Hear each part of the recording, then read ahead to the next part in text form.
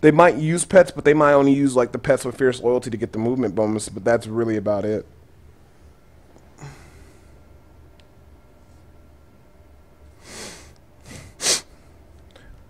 Just having good quality gear, man. That's how I got the toughness. Like, I got good rolls. Like, all my items have pretty solid rolls. I have int and vitality. I have int vitality and armor, int vitality life percent. Because the way I view it as, my rings are all damage. My necklace is all damaged. My gloves are all damaged, and you know, your helmet is kind of a combination of both. So I get a lot of toughness from my shoulders, my bracers, chest, pants, boots, and for the most part, your main hand, your offhand, your rings, your necklace, and your gloves are going to have all your DPS.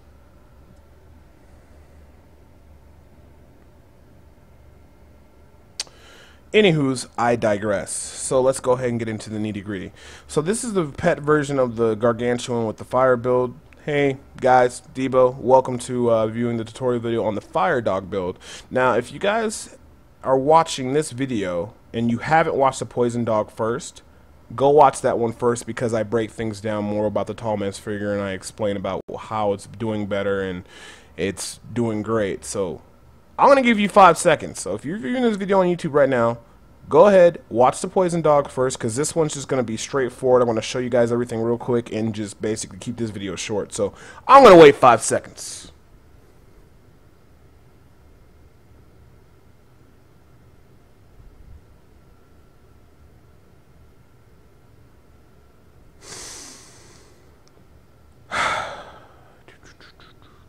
Okay, so if you're still here, I'm assuming you saw the poison video already, so I'm not going to go too in depth about it. All I'm going to show you is my items and my skills.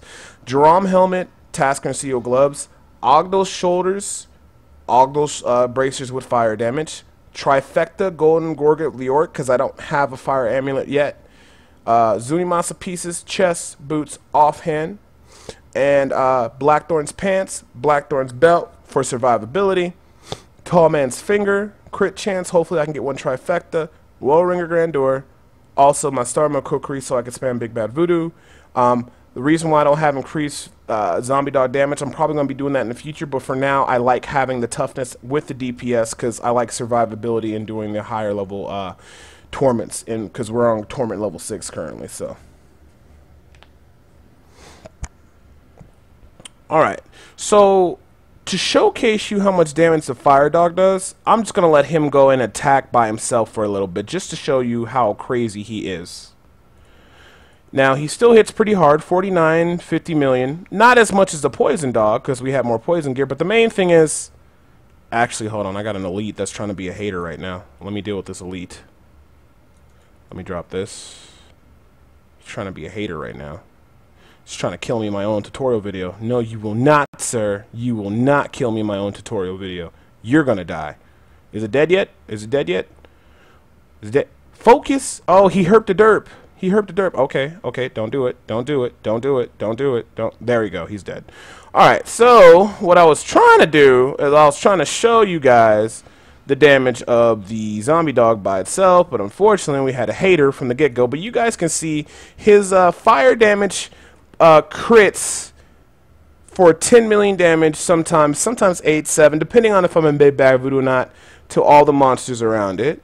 And then he hits for about 50 million fire damage, which is okay. It could be a lot better. Not as much as poison, but mostly, to be fair, I have way more poison gear than I do have fire, so I'm pretty sure you can get him up higher than this. So this dog is really good because of the AoE that it does. So you can actually do Big Bad Voodoo, spam, you know, Ghost Bomb with Flash Fire, and as you can see, the zombie bog just goes on a terror spree and just killing everything, critting really hard. And like I said, the biggest thing about the fire, the nicest thing about fire, is that it's AoE, so it kills through the targets very fast. I still like poison a little bit more, but that's just me. I'm more of a poison witch doctor at heart.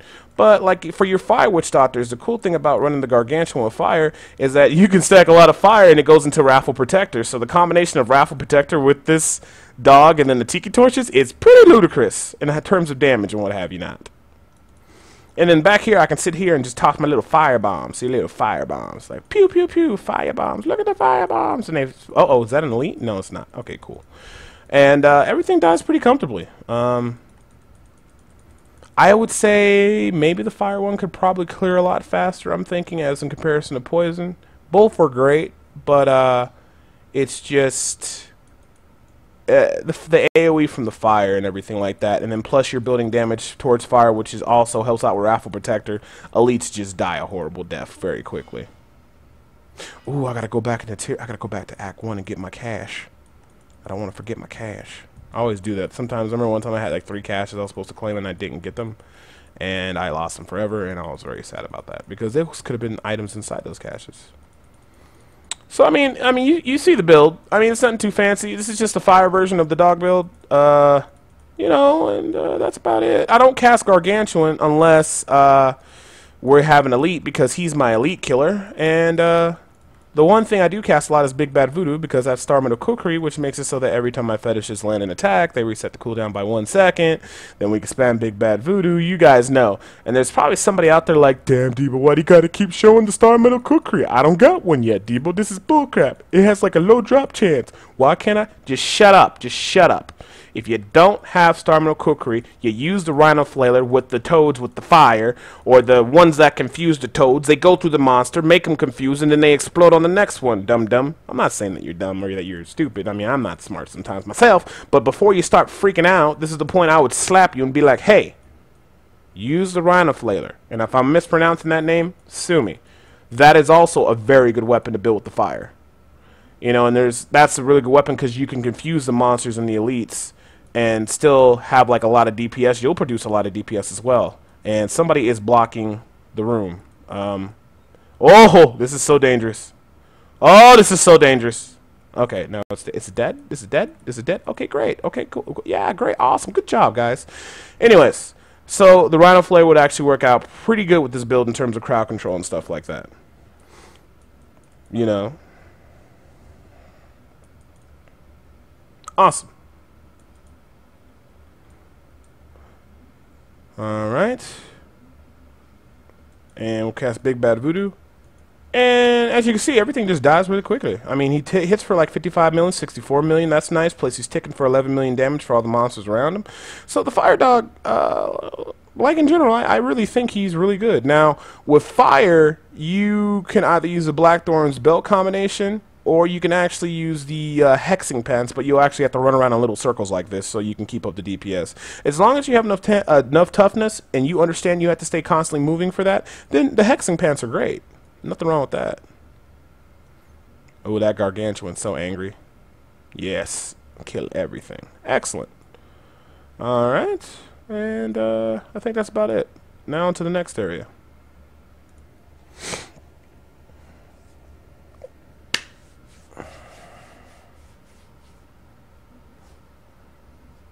Okie dokie.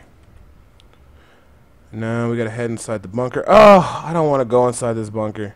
You know, it just takes forever to find the level 2.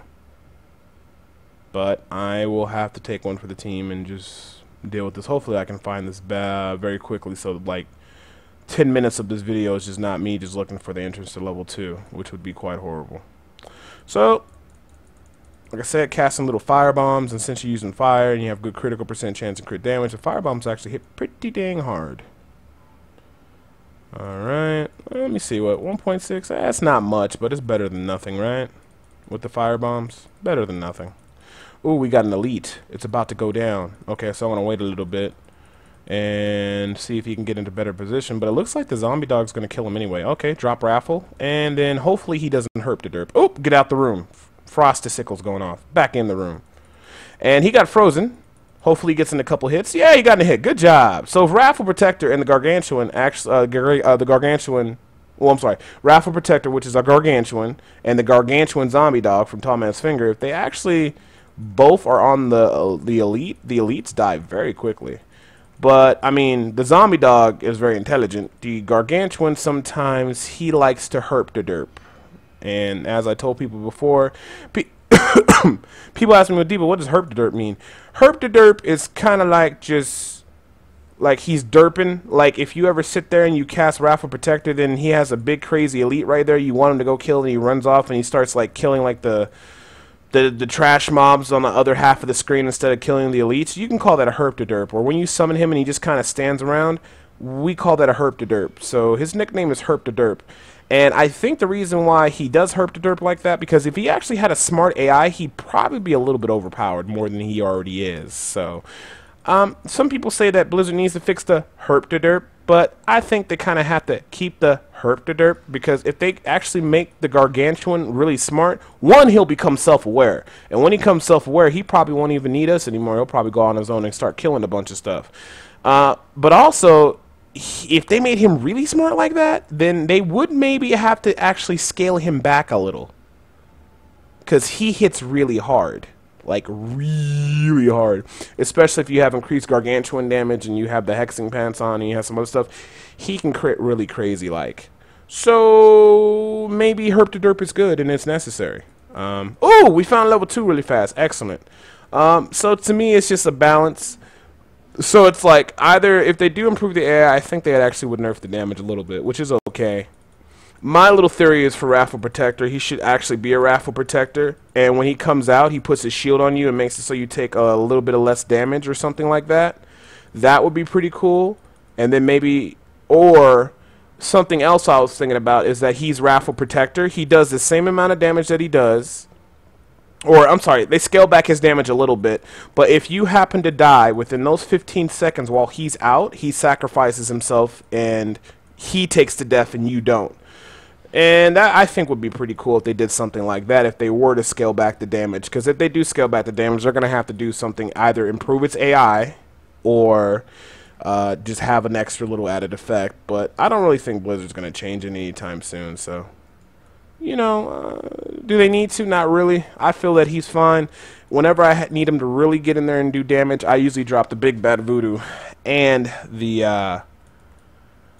the Big Bat Voodoo and the Gargantuan right on top of the elite mob, and that usually ends up making him like kill everything. Because the funny thing is, if you put Gargantuan in a mood, in the middle of a mob, he doesn't like that. I would picture the Gargantuan probably saying, you know, you're too close, get away from me, and he freaks out and he starts killing everything like you want him to do. So if you're having problems, try casting him right on, try Spirit Walking in, dropping Big Bad Voodoo and Raffle, and then running out. That might actually help you out a little bit. And make it so that he actually doesn't derp too much and he attacks what he needs you to attack. And I need to be careful because this guy is going nutty. Alright. Awesome. Cool. So we kill... Ooh, treasure chest. Oh, wait a minute. No, that's a bad treasure chest. I mean, stuff's going to come out of it. You know, there's so many times on T6 I'm thinking, ooh, I go up to a cursed chest and I touch it. Then I'm like, wait a minute. And then elites come out and they auto-kill me. So, alright, cool. So that went really smooth. We got 3 more destinations. Let's head to the Storm Fort.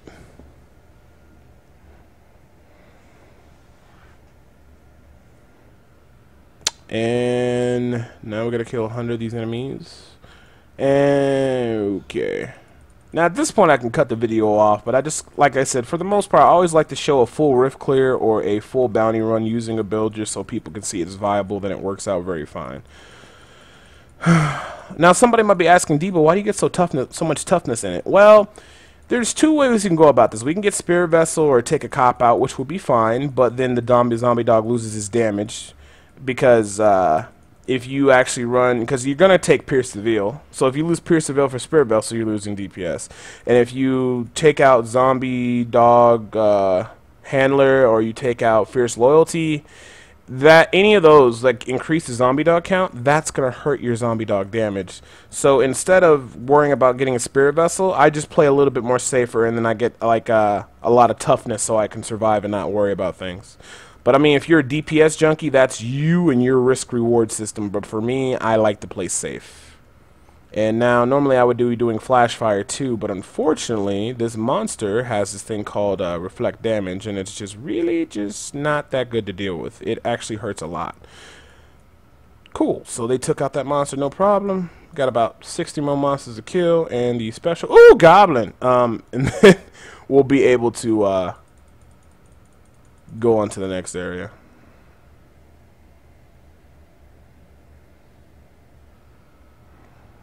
Alright. And, ooh! Okay, an elite. What's up? Ooh, ooh, gotta be careful. He got some Frosties. He's trying to give me one of those Wendy's chocolate. Well, probably not chocolate Frosty. It probably is a blue one. Maybe a blueberry Frosty, but that'd probably be disgusting. I call them the Frosties because like they just deal so much damage. Back in the day, if one of those little frosted orbs landed on you, they wouldn't do damage. But then Blizzard to really realize that basically they wanted to make the elites more interesting. They made it so that if those things do touch you, they do damage. Just like back in the day, Jailer didn't do damage either. It would just bind you, which was cool, but then they changed it so that the Jailer actually does damage now, so if you're not careful, Jailer can school you. It can school you quite hard. And also environmental effects, those will school you too. Debo, what do you mean school? School is a oh, see, I just got schooled. See, I just got schooled. I thought I was okay, I got schooled. That's what we call getting schooled. Reference to the old Diablo 3 vanilla days when all the things on Inferno would touch you and you would die. Or if you're in Act 2, the bees that shoot out even more bees. Or the giant bee that shoots out more bees. That the bees like can one hit. Like the little 5 bees it shoots out, one of those bees touch you, you're dead. There's just no hope for you. You're dead. Alright, got an elite here. And he has Mortar, and he has Illusionary, so this is going to be quite horrible and crazy. And I'm just running around like a little sissy man, because I do not want to die. And my Spirit Walk's almost off cooldown, and it is, so now I can get on the Big Bad Voodoo. And, oh, see, that wasn't too bad. Everything died really quick. Okay, that wasn't too bad. And that's thanks to the Zombie Dog. 89 crits? Oh, you just crazy, Zombie Dog. Yeah, see, he can carry us. So I'm definitely loving this new Tall Man's Finger. I mean, it's just amazing. It's like, I don't know, the best way to describe it is like Tall Man's Finger used to be like, you know, how Godzilla was to like the people in Tokyo, Japan. At first, it wasn't that great and it wasn't that awesome. And then, you know, along came a threat, which was other pet builds that pretty much, you know, came to make it so that, you know, make it seem like it was going to be obsolete. So what Blizzard did is they sprayed the dog with like a huge gamma ray, and now we got a Godzilla dog. And the Godzilla dog at first was going to destroy the town of Tokyo, but instead it actually turned out it wanted to fight the other adversaries, which were the other pet builds. And then it actually ended up protecting the quality of the witch doctors and offering us more viable builds to do. So technically, at first, Zombie Dogs was bad with the Gargantuan Ring, but now it's great, like how Godzilla was bad before, and then the other monsters came and Godzilla had to defend the people. I actually, you know what, that doesn't even make too much sense. I'm boxed in. I don't even think that makes too much sense. So, ooh, I walked through. Oh, no, don't do it. Don't you do it. Don't do it. Oh, no, don't school me. Man. I'm probably going to get, don't touch me. Don't you school me. Don't you school me. You better not school me. Don't you school me. Don't you school me. Oh, when is my potion going to come off cooldown? Okay, cool. I didn't get schooled. Whew. Sorry, I just hate being schooled. That is my #1 angry thing in Diablo 3. I hate being schooled. I hate being schooled. Okay, good. Good. Okay. All right, cool. Okay. You're dead yet? Are you dead? Okay, it's dead. You know, the funniest thing, people would be like, Debo, I keep dying to mortar and I keep dying to fire. What should I do? Are you trying to not get hit by it, or are you just standing there? Well, I was thinking about getting more toughness so I can stand there and take it. I'm like, well, if the monster is shooting fireballs at you, and it is called an action RPG, you kind of should just move out the way. So, yeah. Cool, and here we go. Drop the Raffle Protector, and he's derping. See, right now? Okay, now he's not derping. Okay, there you go. Good job, Raffle. Sometimes he likes to derp. Herpy to derp. I swear I'm going to make a t-shirt that has herp to derp on it. Don't steal that idea. And when the herp to derp on the t-shirt is going to have him looking up and it's raining and his mouth filling with water because he's herp to derping like how turkeys do, how they can drown in the rain. I think that'd be pretty funny. So, now some people might be like, dude, Debo, why are you acting so silly right now? Well, it's just, it's if you watch the poison video, it went into depth about the zombie dog. So you should have watched that video first. And I said for this video, we're just going to showcase the fire dog and the alternative we can do and showcasing what the fire dog can do. So we already broke down how the tall man fingers work and how everything works in the other one video. So like I said, this video is just simply just to showcase the fire version of the build. And plus they're pretty much similar, just one's fire, one's poison. And then of course, you know, fire one use fire gear, poison use poison. It's pretty self-explanatory. I don't know what's happening on the stream. Zombie dog, why are you back here? Get into the battle. Get into the battle. There we go. Cool. Zombie dog, stop derping. You're derping. You stop derping. Okay, cool. It's dead. At least the fetishists got in there and did what they had to do. And as I said before, you don't have to have all these crazy items to make it actually work very well. The only item you need to make this build work is Tall Man's Finger. Even at low level torments, you can just stack a ton of fire damage or poison damage. It's pretty easy to get in Daryl's helmets and also trifecta rare gloves. It's not that hard at all. So even if you don't have a Mask of Drum, you don't have Tasker and Theo, just running elemental damage and good, you know, item stats like, you know, trifectas here and there or whatever you can manage to get, that is more than enough to get the zombie dog at those levels to be annihilating everything. As I tell people before, like a lot of people say, I don't have drum, I don't have this, how can I do T6? Well, if you don't have those in-game items, you shouldn't be doing T6. You should be running lower level torments so you can get through them quickly and hopefully you can get certain drops that you want.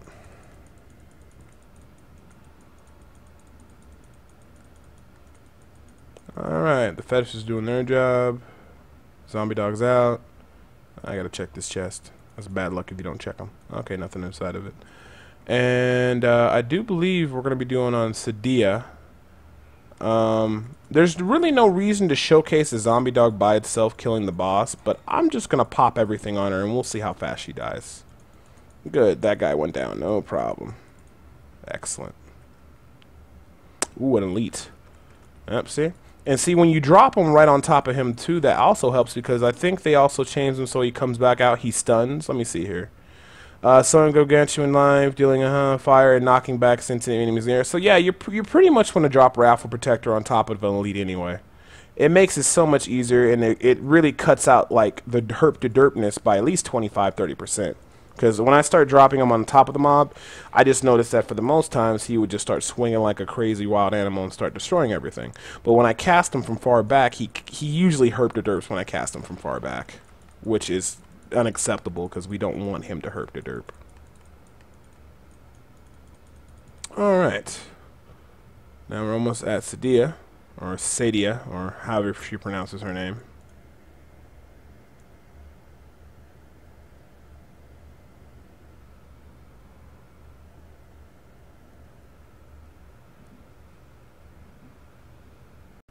And here we go.